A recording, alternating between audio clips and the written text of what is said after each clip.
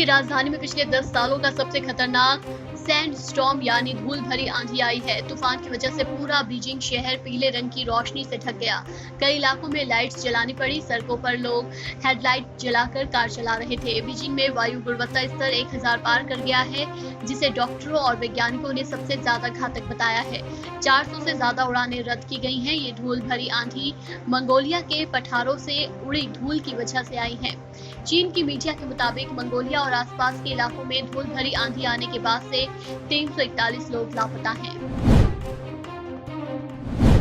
Britain में रश्मि सावंत के साथ नस्लीय भेदभाव का मुद्दा गर्माता जा रहा है। भारत ने भी इन आरोपों पर प्रतिक्रिया दी है। जिस तरह यूके की संसद ने भारत में जारी किसान आंदोलन पर चर्चा की थी, कुछ उसी तरह भारतीय संसद में रश्मि का मुद्दा गूंजा। विदेश मंत्री एस जयशंकर ने सोमवार को राज्यसभा में कहा कि भारत सरकार सभी डेवलपमेंट्स पर नजर बनाए हुए है। उन्होंने कहा कि जब जरूरत होगी तो भारत इस मुद्दे को मजबूती से उठाएगा। गृह मंत्री अमित शाह पश्चिम बंगाल और असम के 2 दिन के दौरे पर हैं। बंगाल के खड़गपुर में उनके हेलीकॉप्टर में तकनीकी खराबी आ गई। इस वजह से उन्होंने झारग्राम की रैली को वर्चुअली संबोधित किया। उन्होंने कहा कि बंगाल में 10 साल से टीएमसी की सरकार ने बंगाल को पाताल तक नीचे ले जाने का काम किया है। हर चीज में भ्रष्टाचार, टोलबाजी, राजनीतिक हिंसा, घुसपैठ ने पूरे बंगाल के विकास को तहस नहस कर दिया है। पश्चिम बंगाल की मुख्यमंत्री ममता बनर्जी ने पुरुलिया में एक रैली को संबोधित किया और उन्होंने बीजेपी पर निशाना साधा। उन्होंने कहा कि दुनिया की कोई भी सरकार इतना काम नहीं कर सकी जितना हमारी सरकार ने किया। ममता ने कहा कि बंगाल चुनाव लड़ रहे बीजेपी के कई सांसदों ने राज्य के लिए कुछ नहीं किया है। अगर वो चुनाव जीतते हैं तो दंगा करवाएंगे, झूठ फैलाएंगे।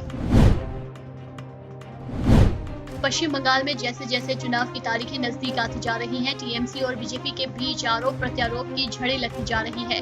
टीएमसी से बीजेपी में आए शुभेंदु अधिकारी ने ममता बनर्जी के नामांकन पर आपत्ति जताई है। ममता पर अपने खिलाफ आपराधिक मामले छिपाने के आरोप लगाए हैं। शुभेंदु अधिकारी ने आरोप लगाया कि ममता बनर्जी ने एफिडेविट में अपने ऊपर दर्ज 6 मामलों की जानकारी नहीं दी। शुभेंदु अधिकारी ने कहा कि उन्होंने मामले की शिकायत चुनाव आयोग से की है। चुनाव आयोग इस मामले की जांच कर रहा है। मोदी सरकार ने सरकारी संपत्तियों के निजीकरण करने के फैसले को लेकर कांग्रेस के पूर्व अध्यक्ष राहुल गांधी ने तंज कसा है। राहुल गांधी ने केंद्र की नरेंद्र मोदी सरकार की सरकारी संपत्तियों के निजीकरण करने के फैसले की कड़ी आलोचना की। राहुल ने कहा कि इससे आम लोगों को कुछ मिलने वाला नहीं है, कुछ कारोबारियों के फायदे के लिए ये किया जा रहा है।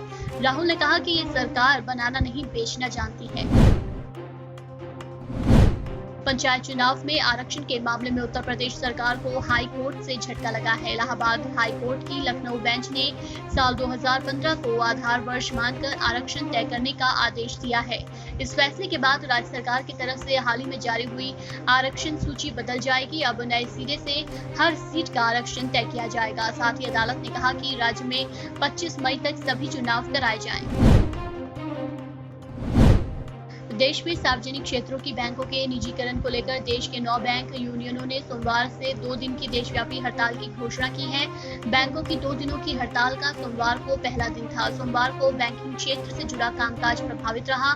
हड़ताल का सबसे ज्यादा प्रभाव नकद की जमा और निकासी पर देखने को मिला। कई ग्राहक चेक क्लियर न होने के कारण भी परेशान दिखाई दिए। यूट्यूबर और कंटेंट क्रिएटर लिली सिंह की ग्रैमी अवार्ड में एंट्री ने सभी का ध्यान अपनी तरफ खींच लिया है। भारतीय मूल की कनाडाई YouTuber lily Singh Grammy awards 2021 के दौरान भारत में चल रहे किसान आंदोलन के समर्थन में मास्क पहने दिखी। उन्होंने अपनी एक तस्वीर ट्वीट की जिसमें वो ग्रैमी के रेड कार्पेट पर हैं और उन्होंने काले रंग का सूट पहना है। इसके साथ ही लिली ने मास्क पहना है जिस पर आई स्टैंड विद फार्मर्स लिखा है। सप्ताह के पहले कारोबारी दिन यानी सोमवार को शेयर बाजार लाल निशान पर बंद हुआ। सेंसेक्स 397 अंक के नीचे 50,395 के स्तर पर बंद हुआ। वहीं निफ्टी 101 अंक की गिरावट के साथ 14,929 के स्तर पर बंद हुआ। पिछले सप्ताह सेंसेक्स 387 अंक के लाभ में था।